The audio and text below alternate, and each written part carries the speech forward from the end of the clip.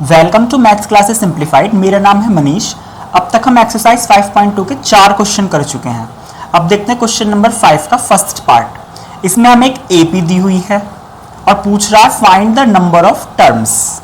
Number of terms का मतलब है कितने पद हैं, पदों की संख्या पूछी गई है जो कि होती है n। अब इस एपी के अंदर जो प्रथम पद है वो a कितना है 7, जो फर्स्ट टर्म होती है उसे हम a बोलते हैं जो कि है 7। उसके बाद हम निकालेंगे d। तो d निकालने के लिए हम क्या करते हैं, दूसरी टर्म में से पहली टर्म को करते हैं माइनस। तो पहले 13 लिखेंगे फिर उसके बाद करेंगे -7। तो d कितना आएगा, 13 - 7 करेंगे तो होगा 6। तो a आ गया 7। d निकालने के लिए हमने 13 में से 7 माइनस करा तो आ गया 6। और इसके अलावा जो ये लास्ट टर्म है जिसे अंतिम पद बोलते हैं तो वो l कितना दिया हुआ है 205। अब a पता है, d पता है, l पता है और हमें फाइंड क्या करना है, पद यानी number of terms n find करना है। अब हमारे पास फॉर्मूला होता है तो ये an बराबर या फिर l बराबर हम लिख सकते हैं a + n - 1 इंटू डी। तो इस फॉर्मूले का हम यहां पर करने वाले हैं यूज। तो लिखेंगे l बराबर a + n - 1 इंटू डी। बस वैल्यूज पुट करेंगे और सॉल्व कर लेंगे। l की जगह कितना रखना है 205, तो l की जगह लिखेंगे 205। a की जगह लिखेंगे 7 प्लस n हमें फाइंड करना है तो n को तो n नहीं लिखेंगे -1 और d की जगह कितना है 6, तो हम मल्टीप्लाई में 6 लिख सकते हैं।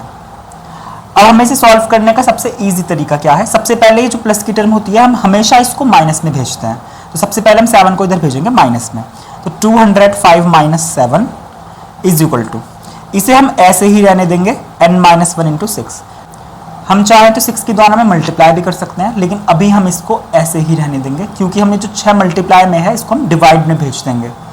तो इनको करते हैं माइनस, 205 - 7 होगा 198 is equal to n - 1 into 6। अब जो 6 मल्टीप्लाई में है वो जाएगा डिवाइड में, तो 198/6 और बराबर में क्या रहेगा n - 1। 6 से 198 में डिवाइड करेंगे तो कितना आएगा 33। अब 33 इज इक्वल टू n - 1 है। अब -1 लास्ट में हम इधर प्लस कर देंगे तो 33 + 1 बराबर n। 33 और 1 को ऐड करेंगे तो होगा 34, यानी कि n की वैल्यू 34 आई। यानी कि पदों की संख्या यानी कि नंबर ऑफ टर्म्स जो है वो कितना है 34। तो ये हमारा आ गया है आंसर। बहुत आसान तरीके से पहला पार्ट हो गया है। अब इसी तरीके से देखते हैं हम इसका दूसरा पार्ट। तो अब इसके दूसरे पार्ट में भी ऐसे ही करेंगे। पहली टर्म a कितनी दी हुई है 18। d निकालने के लिए हम हमेशा क्या करते हैं, दूसरी टर्म में से पहली को माइनस करते हैं। तो 15 सही 1/2 यानी 15 होल 1/2 में से हम माइनस करेंगे 18 को। इसके अपॉन में हम 1 ले सकते हैं, लेकिन उससे पहले हम इसको नॉर्मल बनाएंगे। तो इस मिक्स्ड फ्रैक्शन से हम इसको नॉर्मल बनाएंगे तो क्या लिखेंगे 15 2 30। इन दोनों की मल्टीप्लाई करेंगे तो 15 दूनी 30, फिर 30 में हम 1 को ऐड करेंगे तो कितना होगा 31/2 और माइनस कितना है यहाँ पर 18 और इसके अपॉन में कुछ नहीं है तो हम 1 लिख सकते हैं। अब इसको सॉल्व करने का तरीका क्या है, सबसे पहले नीचे वाली जो टर्म्स हैं 2 का और 1 का हम एलसीएम लेंगे, फिर डिवाइड करेंगे 2 का 2 में तो कितना आएगा 1। ऊपर वाले से करेंगे मल्टीप्लाई माइनस, फिर नीचे वाले से इधर भी डिवाइड करेंगे। सिंपल तरीका है, नीचे वाले से डिवाइड उसको लिख देंगे, ऊपर वाले से कर देंगे मल्टीप्लाई। तो 1 का 2 में डिवाइड करेंगे तो आएगा 2 और ऊपर वाले 18 से कर देंगे मल्टीप्लाई। अब हम इसे कर लेंगे सॉल्व। 31 1 = 31 माइनस 18 2 = 36 और अपॉन में क्या है 2। अब 31 में से 36 को माइनस करेंगे तो आएगा तो 5, लेकिन बड़ी डिजिट का साइन आएगा, 36 माइनस का है इसीलिए आएगा -5/2। तो इस तरीके से यहां से हमारा d निकला है -5/2। तो यहां पर थोड़ा सा d निकालना पड़ेगा पहले, उसके बाद a तो 18 दे ही रखा है और लास्ट टर्म जो है l वो कितनी दी हुई है -47 और पूछा क्या है n पूछा है, वही पदों की संख्या। तो फॉर्मूला वही लगाएंगे l = a + n - 1 into D. अब इसके बाद हम वैल्यू रख देंगे, l की जगह रखेंगे -47 इज इक्वल टू a की जगह रखेंगे 18 प्लस n - 1 फिलहाल ऐसे ही रहने वाला है इंटू d की जगह रखेंगे -5/2। ये पूरा d है अपने आप में। सबसे पहले हम हमेशा इस टर्म को माइनस में भेजते हैं सबसे पहले स्टेप में। तो -47 क्योंकि ये प्लस का 18 है तो इधर जाकर क्या होगा माइनस का 18 इक्वल में ये अभी हम ऐसे ही रहने देंगे। हम कभी भी इसकी मल्टीप्लाई दोनों में नहीं करते हैं, हम क्या करते हैं जो मल्टीप्लाई में टर्म है उसको डिवाइड में भेज देते हैं। लेकिन इस बार 2 भी है नीचे, तो 2 डिवाइड में है तो वो उधर किस में जाएगा मल्टीप्लाई में। तो हम 2 तो को भेजेंगे मल्टीप्लाई में और -5 को भेजेंगे डिवाइड में। सबसे पहले इनको सॉल्व करते हैं, तो माइनस माइनस होंगे प्लस, 47 को और 18 को प्लस करेंगे तो -47 और -18 होंगे 65, माइनस माइनस होंगे प्लस और साइन बड़ी डिजिट का आएगा, 47 बड़ा है तो माइनस का है तो -65 आएगा और is equal to n-1 into -5/2।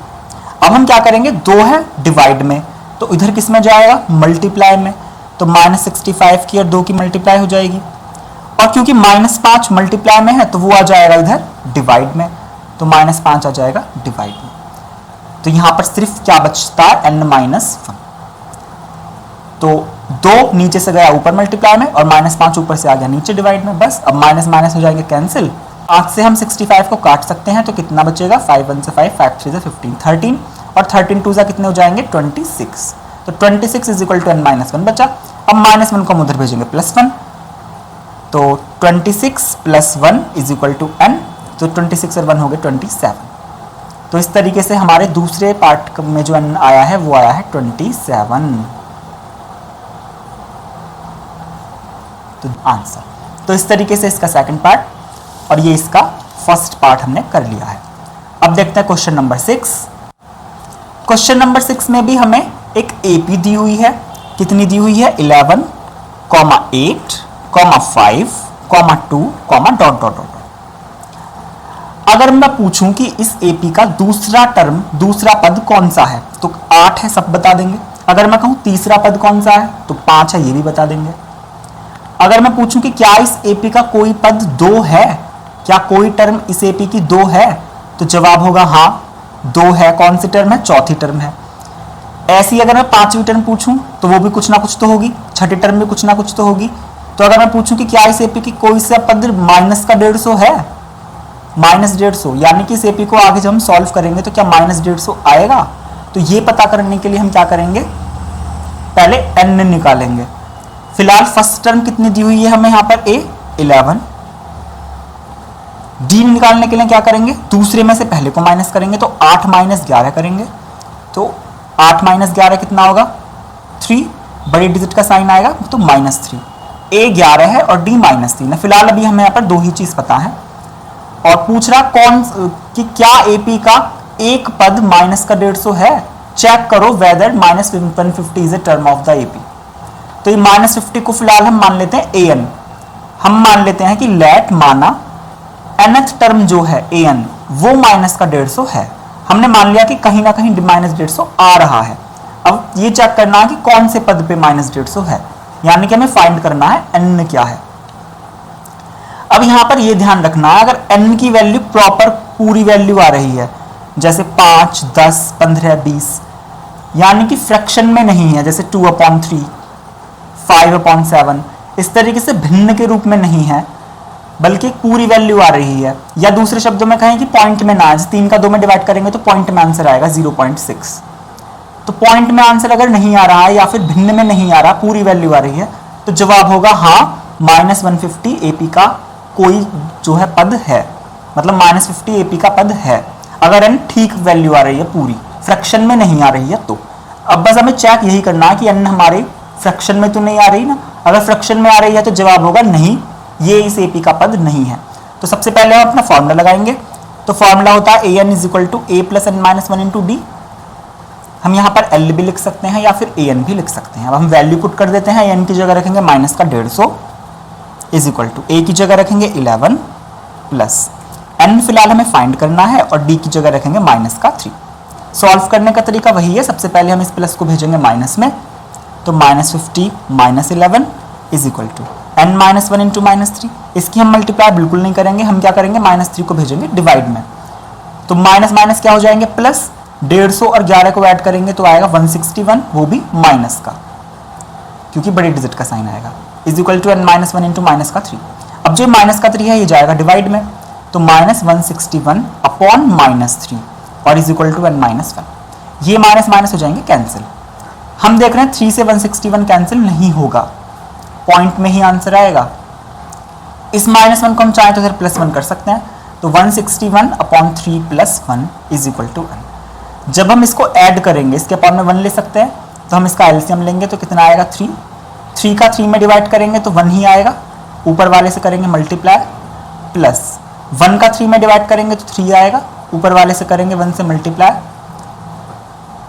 अगर हम इसको सॉल्व भी कर कर देखें तो 161 1 जा 161 होंगे और 3 1 जा 3, तो 161 और 3 को ऐड करेंगे तो आएगा 164/3। ये हमारी n की वैल्यू आई है। क्योंकि ये वैल्यू फ्रैक्शन के रूप में है, पूरी वैल्यू नहीं आ रही है, भिन्नात्मक है ये, इसीलिए -150 इस AP का कोई टर्म नहीं होगी। तो हम लिख सकते हैं n is a fraction number, यानी कि n एक भिन्नात्मक संख्या है।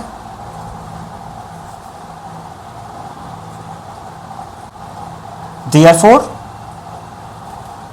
-150 is not a term of this AP, यानी कि -150 इस AP का पद नहीं है।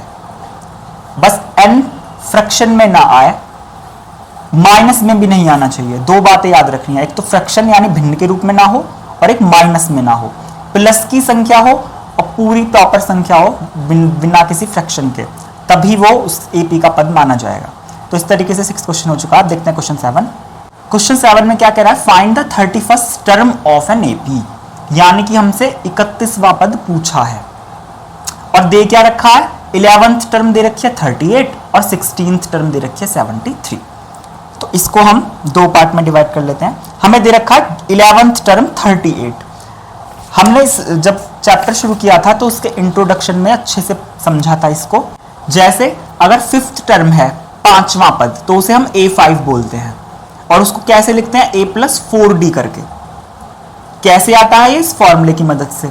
जब हम यहाँ n की जगह 5 रखेंगे तो यहाँ n की जगह 5 रखेंगे तो 5 - 1 कितना होगा, 4। तो A5 को लिखते हैं A+4D। इसी तरीके से A6 को क्या लिखेंगे, यहाँ पर 6 करेंगे तो 6 - 1 यानी कि 5D। अगर A70 होगा 70th टर्म तो क्या लिखेंगे, A+70 - 1 यानी कि A+69D। इसी तरीके से अगर A11 लिखें 11वां पद तो A+11 - 1 यानी कि 10D हो जाएगा। तो A11 को हम A+10D लिख सकते हैं।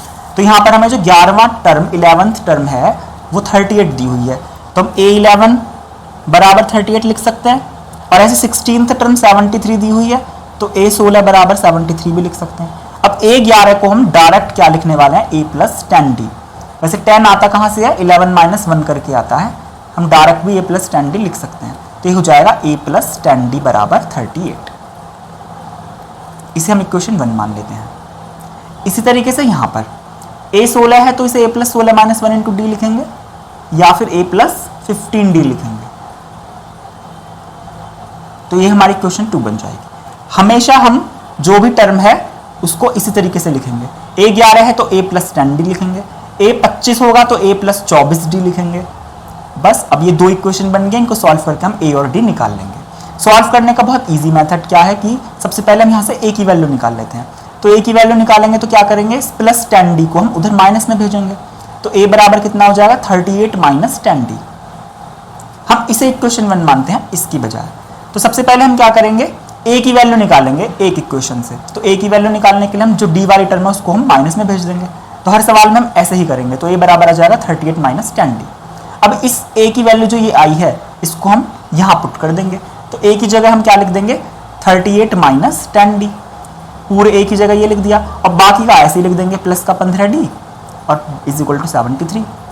अब यहाँ से A तो हो गया गायब, अब बचा D, तो D निकल जाएगा। तो 38 ये माइनस और प्लस क्या होंगे, माइनस, क्योंकि D में D सॉल्व हो सकते हैं, प्लस माइनस हो सकते हैं। तो 15 और 10 को माइनस करेंगे तो आएगा 5 और प्लस का साइन बड़ी डिजिट का आएगा तो आएगा प्लस का 5D और बराबर में क्या, 73। क्योंकि हम D की वैल्यू निकाल रहे हैं तो पहले हम 38 को उधर भेजेंगे, तो प्लस का है 38, उधर जाकर होगा माइनस का 38, तो होगा 5D = 73 माइनस का 38।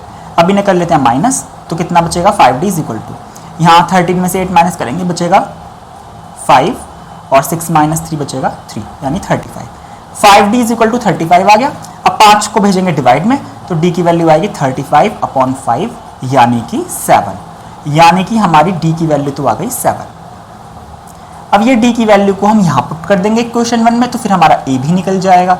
तो लिख सकते हैं पुटिंग d बराबर 7, d बराबर 7 रखने पर, तो यहाँ d की जगह बस 7 रख देंगे तो a निकल जाएगा। a बराबर कितना जाएगा 38 माइनस 10 इंटू 7, यानी कि a इज इक्वल टू हो जाएगा 38 माइनस 10, 7 जाओगे 70, इनको करेंगे माइनस, साइन बड़े डिजिट का आएगा, 70 बड़ा है तो आएगा तो माइनस का, 70 में से 38 माइनस करेंगे तो बचेगा यहाँ पर 2 और 6 माइनस 3 3, यानी माइनस का 32। a आ गया माइनस का 32 और d आ गया 7।